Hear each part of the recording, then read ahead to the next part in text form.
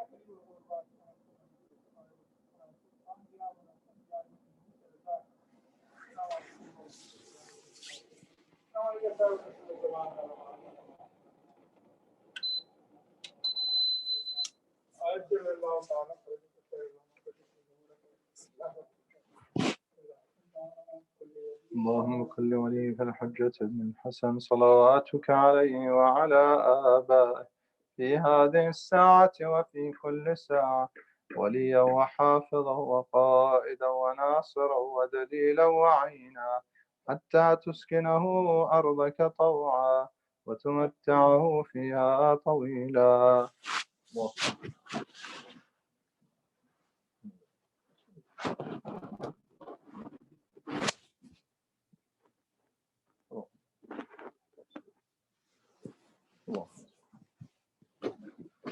بسم الله الرحمن الرحيم. اللهم لك صمنا وعلى رزقك أفطرنا وعليك توكلنا فتقبل منا إنك أنت السميع العليم.